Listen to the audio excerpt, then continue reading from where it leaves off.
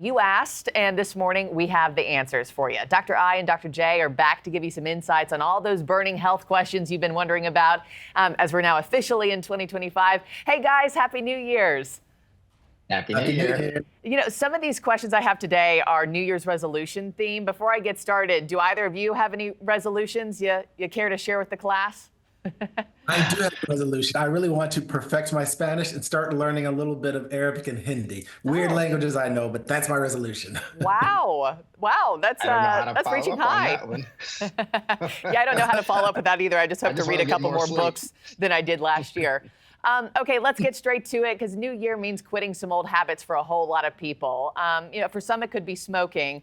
So let's start with this: true or false? Every cigarette you smoke takes 10 minutes off your life.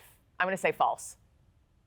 False. That is false. That is false. But the bad news for smokers is it actually takes 19.5, so basically 20 minutes off of your life. So if you look at 3 cigarettes, that's an hour. A pack of cigarettes is about 6.5 hours off of your life. And that is compounded over cigarette, over cigarette, over cigarette, year over year. And it makes sense when you think about it. Cigarette smoking reduces blood flow to the brain, to the heart, increases the risk of heart attack, stroke, a whole host of cancers, lung cancer, breast cancer, colon cancer. So cigarette smoking doesn't do anything good for you. The good news, however, is that yes, if you continue smoking, you're going to lose about 20 minutes per cigarette. But if you stop, you get all of those hours, days, years back. And it doesn't matter the age. You can stop when you're 50, when you're 60, when you're 20, doesn't matter. But how Stopping do will give you you those years. find that it shaves that specific amount of time off? Like, what's the Well, science there? So basically what they did is they looked at people who were in similar situations, so similar ages, similar health situations, but they looked at those who smoked and those who didn't smoke, and that's how because at first I thought it was 10 minutes per cigarette, but that's how they actually discovered that it's closer to 20 minutes per cigarette. Wow, really good to know, and for a lot of people to keep in mind. Now to this, actress Gal Gadot recently came out and said she had a massive blood clot in her brain during pregnancy. True or false, pregnancy increases a woman's risk for stroke? I'm going to say true to that. Yeah, that's true. So a lot of people are surprised to find out that when you become pregnant, your risk of clotting increases by anywhere from 5 to 20 times. And it kind of makes sense if you think about it. You know, the body is concerned with having a healthy mom and a healthy baby. And so one thing the body says is, well, we can't have any significant bleeding episodes during the pregnancy, during the labor, or afterwards because we don't want to lose mom, we don't want to lose baby. And so when women are pregnant, their body makes more of the proteins that promote clotting, fewer of the proteins that prevent clotting, and so they tend to clot more. Problem is, in some people, and there's a variety of reasons why this can happen, they're more prone to getting these pathological clots that can develop in the legs, go to the lungs, go to the brain, and cause strokes, basically. And so we tell pregnant women, hydrate. That actually decreases the risk of clotting.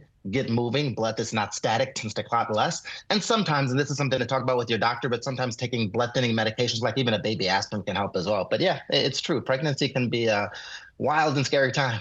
It's wild. I'll tell you firsthand, it's not for the faint of heart in Not any at all. way, shape, or form. Hey, Dr. I, this one might be good for you. True or false, being bilingual can help prevent dementia.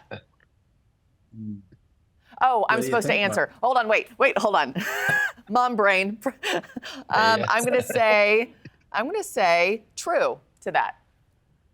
It is actually true. So that when you're bilingual, you increase what's called neuroplasticity. So your neurons are more flexible. They're more able to do things. So they've actually done brain scans on folks that are bilingual when they're speaking, their native language as well as a second language, and the brain scans actually light up more. And so not only does it help with neuroplasticity, but it also helps with memory overall. And if you do develop dementia, it tends to be at a later, at a later age with lesser symptoms. The good news is you don't have to be born or you don't have to be bilingual from a young age for this to work. You can, like me, in your late 30s, start learning another language. It helps to reduce the onset of dementia. So it works no matter the age that you are when you start. Doesn't matter the language. 2 languages or more help to reduce dementia and improve memory. Yeah, you don't look a day over 29, Dr. I. I don't think having a newborn at home helps in that department either. My brain is just on a delay constantly right now in this chapter of life.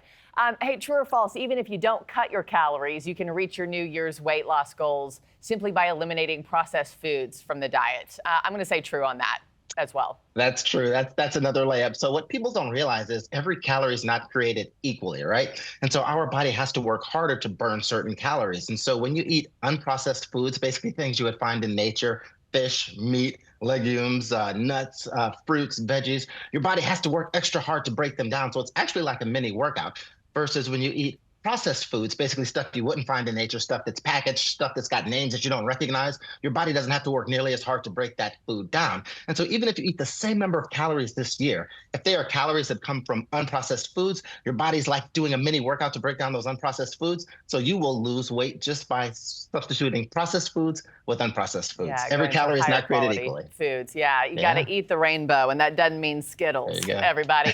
Okay, Exactly. thank you so much to both of you. Happy New Year's. Y'all are the best. Happy New Year. To have your medical or health questions answered on our show, find Dr. I and Dr. J on social media at @the Twin Doctors _.